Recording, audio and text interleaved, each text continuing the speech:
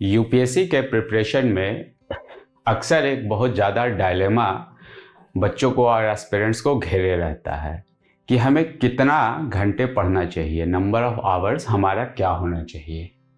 Number of hours हमारा 6 घंटा होना चाहिए, 8 घंटा, 10, 12, 16। सबका अपना अपना इसमें नज़रिया आता है। बहुत सारे आंसर भी आप सुनते हैं, बट और एक यहाँ पे आपका क्वांटिटी वर्सेस क्वालिटी की लड़ाई भी आती है।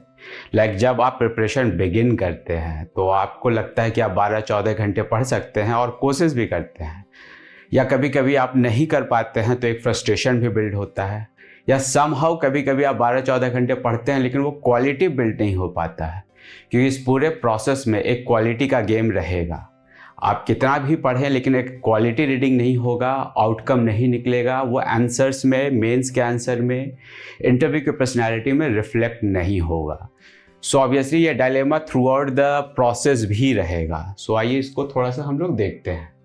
यहाँ पे एक मेरी सजेशन ये रहेगी कि पहले आप ग्रेजुअल अप्रोच को धारण करें। ग्रेजुअल अप्रोच कहने का मतलब है कि जब आप तैयारी बिगिन करते हैं, जितना आप पढ़ सकते हैं पहले उतना ही पढ़ें, फिर खुद को समझने की कोशिश करें कि हाँ, इतने घंटे मैं पढ़ सकता हूँ कंफर्टेबली, ये कम है या ज़्यादा है, और अगर नंबर ऑफ़ आवर्स बढ़ाने हैं तो उसके लिए क्या क्या लाइफ स्टाइल में चेंजेस लाने होंगे, उस सारे पॉइंट्स को नोट डाउन करना है। ठीक है, तो ये आप खुद को समझने के बाद जो लाइफस्टाइल चेंजेस है, अब लाइफस्टाइल चेंजेस हम लोग क्या क्या कर सकते हैं।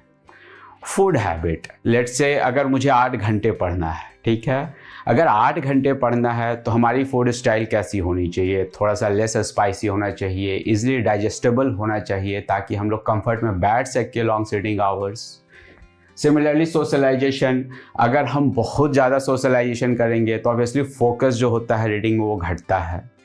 तो ये भी आपको एक ऑप्टिमम लेवल पे पहुंचना होगा कि हाँ, मुझे दोस्तों से वीकेंड में मिलना है या पहले मिलना है या नहीं मिलना है। या कुछ लोगों की अपनी एटीट्यूड होती है कि वो सेल्फ इंगेजिंग लाइफ में भी अडेप्ट करते हैं, वो खुद से ज़्यादा सेल्फ टॉकेटिव होते हैं, खुद से ज़्यादा बात करते हैं, खुद को ज़्यादा समझने की कोशिश करते हैं। तो ये सारे अप्रोच आप ग्रेजुअली फाइंड आउट करते जाओगे।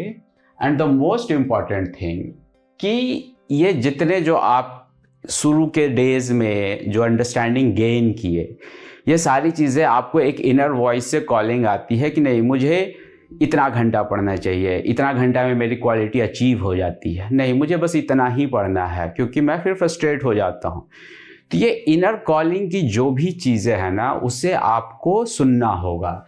एंड ऑलवेज रिमेंबर, इस पूरे प्रोसेस में या पूरे लाइफ के प्रोसेस में inner voice is the best mentor for everybody. We all are born unique and we all have our own inner voice. Okay, इस पे आप देखोगे तो महात्मा गांधी का एक कोट भी है, everyone who wills can hear the inner voice, it is within. ये हम सभी के अंदर है, हम सभी सुन सकते हैं। आप हिस्ट्री में जितने भी बड़े पर्सनालिटी को ऑब्जर्व कीजिएगा, आप नोटिस कीजिएगा कि वो सारे लोग अपने इनर कॉलिंग को परस्यू करते गए, उसी डायरेक्शन में बढ़ते गए। तो ये थोड़ा सा इस प्रोसेस का एक बहुत ही ब्यूटीफुल प्रोसेस है प्रिपरेशन में, कि आप एक अपने इनर विल, इनर वॉइस से कनेक्ट करना सीखते हैं और उस पर अमल करना भी सीखते हैं। फिर आप, हाँ, रही बात जो सवाल है कि कितने घंटे पढ़ने चाहिए, तो ऑब्वियसली ये ना पूछिए कि आपको कितना घंटा पढ़ना है, आप सवाल खुद से ये पूछिए कि मैं कितना पढ़ता हूँ तो मेरी दिन भर की सेटिस्फैक्शन सबसे ज़्यादा होती है। और जैसे जैसे आप अपनी सेटिस्फैक्शन को ट्रैक करते जाएंगे, आप अपने जो ऑप्टिमम, जो आपको सूट करता है number of readings, number of hours of reading, जो प्रिपरेशन के लिए बेस्ट होगा, आप खुद ब खुद वहाँ पहुँच जाएंगे। सो हम लोग और भी आगे यूपीएससी के प्रिपरेशन के अप्रोच के रिगार्डिंग कुछ वीडियोस लाते रहेंगे। द मोस्ट इम्पॉर्टेंट, एक सेल्फ इम्प्रूवमेंट, एक इनर कॉलिंग पे चलने की जो होती है करेज, ये सब आपको डेवलप करते रहना होगा। थैंक्स।